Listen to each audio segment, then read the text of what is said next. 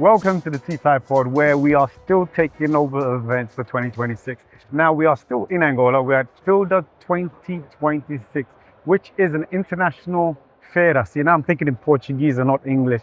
It's basically where different companies, international and local, come to showcase what they have. And this time we are with UK-AO, that's the UK-Angola Chamber of Commerce, and also with the UK Embassy for Angola and São Tomé and Príncipe. Sorry, I'm always gonna say that bit in Portuguese. I struggle to say that in English. Anyway, as you know, TTIEPOD, we do not introduce our guests. We get them to introduce themselves. So let's go over to our guest. Hello, sir. Hi, good afternoon. Thanks for having me. Who are you and which organization do you represent? My name is Amadeu Miguel, and I'm the Chevening Officer for the UK Embassy in Angola. Okay, so for those that don't know, what is the Chevening? What is the Chevening? Well, the Chevening is a scholarship program that exists since in 1983. 1983? 83, yes. Okay. So pretty much almost 50 years now. That's here in Angola or It's general? global. Okay, global, okay. It's a global program. So the United Kingdom government has this program, and the idea is to create the platforms for future leaders. That's the best way to put it. Create a platform for the future leaders. Yes, so using education as a transformative change factor to mold all these young people that can make the future a reality and especially bring better conditions for the country where they're from. Okay. I have heard that there's quite a current leaders across the world that have actually come out from the Chevening. Yeah, there are at least 22 heads of government of 22. At least 22, yes.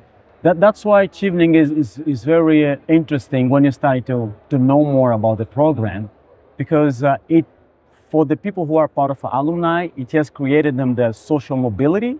Okay. And knowing that how education is a very powerful way for you to create not just a social, economic, but even just in terms of technology, like right now, with the universities and the kind of education that the cohort or the people that apply for the program are available to them, it just gives them these amazing opportunities for them to create a different dynamics in terms of transforming and having the world, creating all the social conditions that we need for future generations. I like that.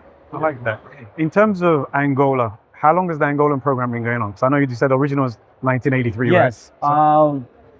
Our data shows people that were able to get a scholarship in 1985. Oh. Yes, or pretty much 41 years ago. Yeah. And right now, the program since 2018, we established a partnership with Azule Energy. At the time, it was BP, which is a British company. It's type of their social responsibility to the community. And yes, it's one of our partners. Last year, we also had the Lloyd register. They funded two spots for two candidates that went sent to the UK. So pretty much we're trying to expand in terms of partnerships so that more people can take advantage of the program. Okay. And for 2026, as the program started, what's the plan? Yes, we will be sending. We are aiming at sending 16 awardees to the UK in 16? September. This year? 16, yes, 16. Okay. But the idea is also to increase, right? But it depends on a lot of factors that factor in on that decision. But that's our idea, to increase not just the quality, but especially the quantity as well. Okay. The other thing is for the 27-2028 academic year, the application period will start on August the 4th, all the way to October the 6th, 2026. Okay, so they've got roughly 2 months. Pretty much, yeah. 2 months, yes.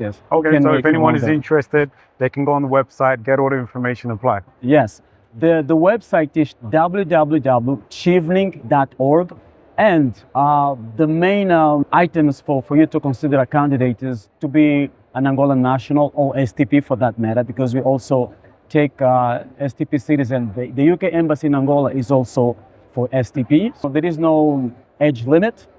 No age limit? No age limit. At all? At all. And you need to have your undergrad degree, of course. And does it matter which country you got your undergrad from? No, it doesn't. Okay. And also not having, of course, the English is not a determinant factor, but you need to be fluent in English because a 12 months master degree program is intense. It's academic English and it's a different level. The other thing is also to have at least 2,800 hours, so 2,800 hours of professional experience. It doesn't have to be something paid or 2 years of working consecutively. Okay. And be willing to return to Angola or to STP once you're done with your degree there, so that you can stay for at least 2 years.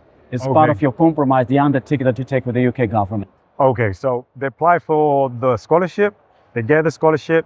Once you finish the scholarship, you need to come back. Yeah. And then you have to stay for a minimum of 2 years. 2 years. Okay. And then you can go elsewhere in the United States or whichever part you like to go. But because you have to give back what you got, so that you can continue that kind of like a snowball effect that we all need. Okay. Yes. No, I like that because one of the things that we talk about when it comes to TTIEPOD is all about impact. And the question we always ask people is like, what impact do you have where you are? So it's great to hear that within the scholarship, one of the criteria is that you finish, you need to come back and have impact back home. Yes. Because that's what's needed. Yes, we're all here today trying to create impact in our communities. Yes, and we have example of people who have been very impactful to that community. When you see somebody who looks like you, who comes from the same place, the impact and the motivation just hits different. So that's why they have to go back to their community so that the other people can say, oh, if he made it, I can at least try. Because we come from the same environment, the same ecosystem. So that's why it's very important for us to continue to expand Chevening, nationwide, especially in Angola, to the most different provinces. Last year I went to Malaysia, I went to Kubangu. Okay. So yeah, and people are very, very excited to apply for the program. So we will continue to go onto that path so we can attract a more diverse and inclusive pool of candidates. Okay. You said something interesting there. You said in terms of going to other provinces, it's actually interesting where the fact that people think, okay, yes, Angola, yes, is a Portuguese speaking country, but there are actually a lot of people that actually speak English across the different provinces as well. That will be interested in this type of scholarship to apply for. The English language is still an obstacle for a lot of candidates. But yeah, you just mentioned a very interesting aspect. Like, for example, you have in Cunene in Namibia, they are border to Namibia, and then even in Cabinda, a lot of young people there speak fluent English. So it's interesting when you start to travel across the country, you start to see the potential that is coming, and we want to take advantage of that. Keyword: potential. Yes.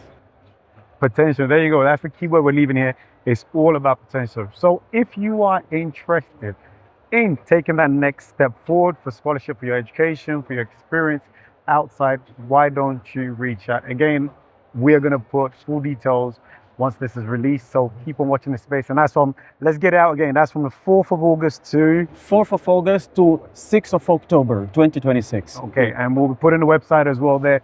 Click on that link, apply. You never know, you may be chosen for the next cohort, and also be part of that cohort that will bring about more and better change within this country, Africa and beyond. So thank you so much, sir. Yes. Anything else you want to say? Yes, one more thing? I'll be doing interviews, and thanks a lot for that opportunity also, because we're also part of already of marketing and promotion of the program. So I'll be doing some radio interviews and TV appearances, and hopefully it will reach out the masses across country. No, that's great. That's great. No, thank you once more. Thank Appreciate you for having me. Thank you.